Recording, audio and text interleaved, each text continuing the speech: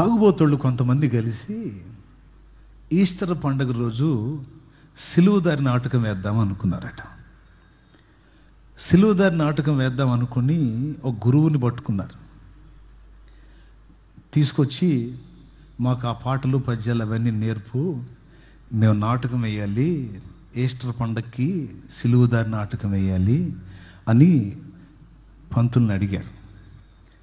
నేను పేతురుకుంటానని ఒకడు, నేను పిలాతుకుంటానని ఒకడు, నేను బరబ్బాకుంటానని ఒకడు, నేను సైనికుడికుంటానని ఒకడు, అంతా నిర్ణయించుకుంటున్నారు. చోర్లో ఒకడు నేను యేసు ప్రభుకుంటాను అన్నాడు. గురువు చెప్పాడు, పంతులు అది చాలా కష్టంతో కూడుకున్న పని అయ్యా, మరి యేసు ప్రభు పాత్ర వేసేవాడు ఆ రోజు ఉపవాసం ఉండాలి, ఎందుకంటే ఈ పొట్ట లోపలికి వెళ్ళాలి, అవసరమైతే 1-2 రోజులు మానేసేయాలి తిండి అంటే దాందేముంది మానుకుంటాను అన్నాడు. వాడు తాగుబోతే బలహీనుడే, మానుకుంటాను అన్నాడు. బాగా ప్రాక్టీస్ చేశారు, సాధన చేశారు. ఆ రోజు రానే వచ్చింది. నాటకం ప్రారంభమైంది, నాటకం స్టార్ట్ అయింది. విస్తారంగా జనం ఇలాగనే చూస్తూ ఉన్నారు. అన్ని కార్యక్రమాలు అయ్యి ఇక యేసు ప్రభు సిలువ భుజాన్ని వేసుకొని మోసుకుంటూ గోల్గొతా అనబడిన కపాల స్థలానికి వెళ్ళాల్సినటువంటి సమయం వచ్చింది. యేసుక్రీస్తు పాత్రధారిగా ఉన్నవాడు అప్పటికే ఉపవాసం ఉండి నీరసించున్నాడు. తాగే ప్రాణం ఆపేశాడు కదూ, అదొకటి లాగుతుంది ఒక పక్కన. సిలువ భుజాన్ని వేసుకుని యేసు ప్రభు పాత్రలు అలాగ ముందుకు నడుస్తూ ఉంటే అతని పక్క రోమా సైనికుల పాత్రలు వేసిన వాళ్ళకి ధైర్యం చాలటల్లా, కాస్త పిరికొళ్ళాళ్ళు. వాళ్ళు ఏం చేశారంటే, ఈ జనాల ముందు మన వల్ల కావట్లేదరా కొంచెం పుచ్చుకుందామని తడవకి ఒకసారి వెళ్ళి కాస్త పుచ్చుకొని వస్తున్నారు. రోమా సైనికుల గెటప్లో ఉన్నాడు. అట్లా పుచ్చుకొని వాళ్ళు ఫుల్ అయిపోయారు. ఇక్కడ సిలువ భుజాన్ని వేసుకుని ఇతను మోసుకుంటూ వెళ్తున్నాడు. ఒకడొచ్చి అరచేత్తో కొట్టాలి, కొట్టినట్టు నటించబోయి వీడు తాగాడు కదా, నిజంగానే పటామని కొట్టాడు. అసలుకే ఉపవాసం ఉన్నాడు, నీరసించున్నాడు. చెళ్ళు మంది భుజం మీద బరువు, ముఖం పగిలి దెబ్బ కొట్టాడు. మండిపోయింది. ఎవరికి? యేసు ప్రభు పాత్రధారికి. ఉరిని చూశాడు ఆడికి వెళ్ళి. అటుపక్క గురువు గారు వచ్చి, నోరు తెరవకూడదయ్యా అన్నాడు. వాడు నిజంగానే కొట్టాడు గురువు గారు అన్నాడు. అయినా నోరు తెరవకూడదయ్యా అన్నాడు. చెంప రుద్దుకొని మళ్ళా సిలువ భుజాన్ని ఎత్తుకున్నాడు. కొంచెం దూరం ముందుకు నడిచిన తర్వాత ఇంకొకడు కొరడా తీసుకుని నటించాలి కొట్టినట్టు, కానీ వాడు నిజంగానే కొట్టాడు. చెళ్ళుమనేసరికి వాడికెళ్ళి చూసి ఏమన్నాడు తెలుసా? చెళ్ళు మనగానే రేయ్ అనగానే గురువు ఆ పక్కకు వచ్చాడు.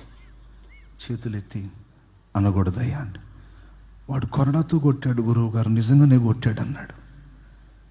కొట్టినా నువ్వు నోరు తెరవకూడదయ్యా, ప్రభు నోరు తెరవలేదన్నాడు. అట్లనా అని కొంచెం ముందుకెళ్ళాడు. అసలుకే నీరసం, ఈ దెబ్బలు తగులుతున్నాయి. ఈ పక్కన్న సైనికుడి గెట్టపులో ఉన్నాడు. మళ్ళీ కొరడాతో కొట్టి పద అనాలి కదా, అలా కొరడా జుళిపించి అలాగ విసిరాడు. అడు తాగే ఉన్నాడు. చెళ్ళు మంది అడు తిరిగి వచ్చింది ఆ కొరడా. కళ్ళు తిరిగినంత పని అయింది. పళ్ళు గొరుకుతో చూశాడు. రేయ్ సిలువ భుజానుందని అనుకుంటున్నారేమో, తర్వాత జీవితం మీ పని మీ అంతు దేలుస్తానని వేలు చూపిస్తూ ఉన్నాడు. గురువుగారు వచ్చాడు.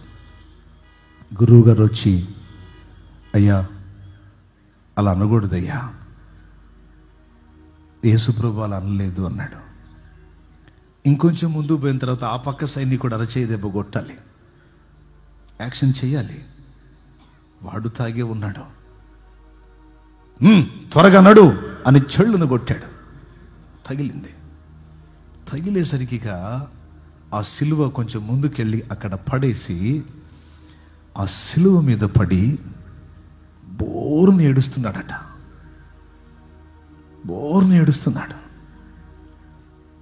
గురువుగారు వచ్చి, అయ్యా జనమంతా చూస్తున్నారు, లెగు.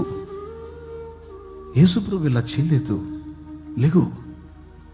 నేను ఈ సన్నివేశం చెప్పలేదు, ఇక్కడ ఏడ్చే సన్నివేశం లేదు. సిలువ మోసుకుంటూ ముందుకెళ్ళాలి. లెగువయ్యా అంటే అతను సిలువని గట్టిగా కౌగిలించుకొని, గురువుగారు ఇది నటన కాదు గురువుగారు, నిజం, నన్ను ఏడవనేయండి గురువుగారు,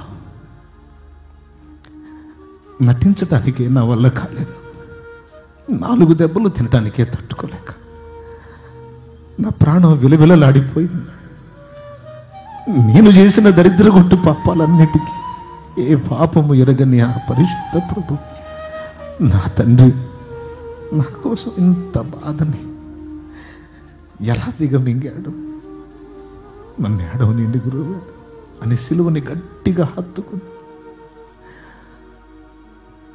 కన్నీరు చూస్తున్న వాళ్ళందరూ కూడా పెద్దగా రోధించడం మొదలుపెట్టారు. నా ప్రియ దేవుని బిడ్డలారా, కఠినాత్ముల హృదయాలు సైతం బ్రద్దలు చేసే శక్తి దేవుని ప్రేమకుంది. మనల్ని కొట్టలేదు, తిట్టలేదు, ప్రేమిస్తాడంతే. ఆయన ప్రేమ ఆ కఠినాత్ముల్లో పరివర్తన తీసుకొచ్చి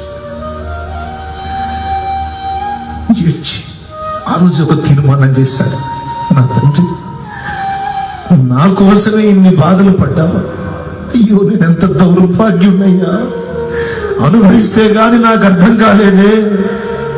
నా ప్రభువా, నువ్వు ఎలా భరించావు తండ్రి, పరిశుద్ధుడా అని ఎలుగే తీర్చి ఆ రోజు అతను ఒక తీర్మానం చేశాడు. నా జీవిత కాలం ఇక నేను ఆ పాపంలో బ్రతకనయ్యా, బ్రతికినా చచ్చినా నీతోనే, నీ కోసమే బ్రతుకుతానయ్యా.